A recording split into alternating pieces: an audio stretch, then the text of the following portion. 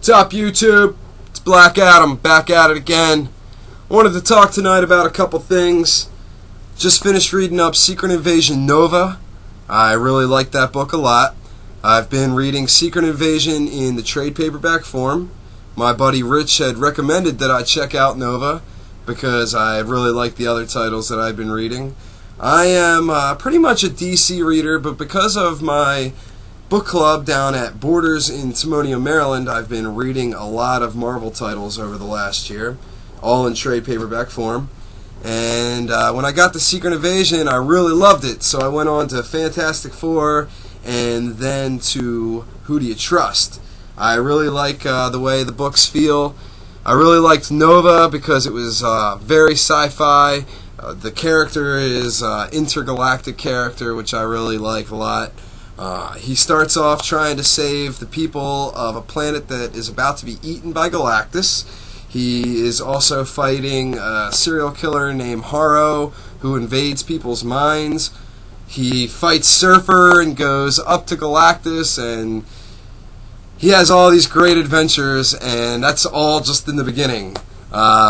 He squares off with Surfer, and then they get that resolved, and then he ends up on this planet who is sending out these distress signals and are allegedly these docile creatures, these cute, fuzzy-wuzzy little what's-its of fuzzy animal guys, and they turn out to be skrulls. And I just love it because it would be, you know, you're out and you don't know who's a skrull anymore, you don't know really who you can trust, you know, you're with your girlfriend one night, you guys are at a movie trying to mac it, and turns out she's a skrull, and before you know it, you're dead. And I just love that. I think that the Skrulls are so sick. Just remember, he loves you. You got Nova fighting the Super Skrull in space, which is really cool. And just like in the other Secret Invasion books, you get these beautiful double-page spreads of the Skrull armadas. You got Warship, Warship, Warship, Earth, and you know shit's about to go down. And I really, really love it. And then, of course, this book ends with more fighting. It's pretty much fighting throughout this entire book.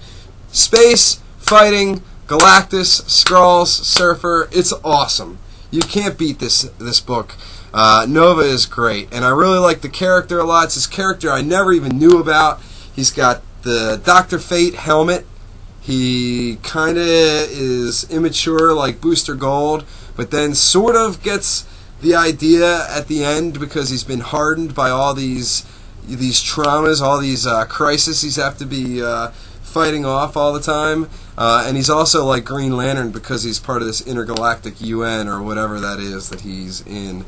Anyway, oh, and he's got this like Skeets light thing that he, well, his helmet is like Skeets, the world mind or whatever he calls it. It's tells him what's going on and keeps him up to date, except it's not leading him to do bad. So anyway, next I wanted to talk about X-Men Origins Wolverine. Comes out Friday, May 1st. I'm very excited about the movie. I think that Hugh Jackman is doing a good job as Wolverine.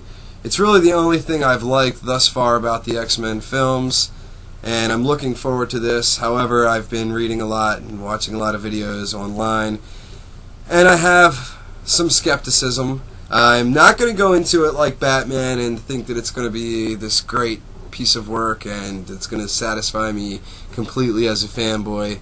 I'm going to go into it objectively and open-mindedly and appreciate it for what it is, an adaptation on film of the character. I don't know how Stryker's going to play a part in this film. I don't know how Gambit's going to play a part in this film. We will find out. Deadpool without a mask. Ryan Reynolds I get, but the mask, I don't know. Anyway, again, it feels like they're putting about 5 trades all together. They're pulling a little bit from Chris Claremont's stuff, a little bit from Barry Windsor Smith's stuff, some of the Origin stuff. So we'll see how that goes. I'm really looking forward to it. I hope that it's good. One thing that I know is going to be absolutely intergalactically amazing is Star Trek 11. Yes, for all of us Trekkies out there, and I know there are millions and billions, and if you're not one, you should be. Go out and watch Star Trek, rent all the movies, and catch yourself up so that you know what the hell is going on, because this movie is going to be amazing. I think that J.J. Abrams was the right choice for director. I think he's going to do a good job with it. Zachary Quinto and Chris Pine look amazing. All the stuff with Kirk looks so awesome, so badass. And Siler, absolutely, buddy. Live long and prosper to you, my friend. I can't wait to see you pull that off. I know it's going to be great. I'm really looking forward to it. I highly recommend reading the trade paperback, Star Trek Countdown, which introduces the character Nero, who is a Romulan, who this whole movie is going to be pretty much about. It's a prequel. It involves Captain Data, yes, I said it, Captain Data, and General Worf. All these great things. I'm going to review that book later on once I'm completely finished it. So look for that in the future. But as for now, again, live long and prosper. This is Black Adam. That's what the fuck I'm talking about.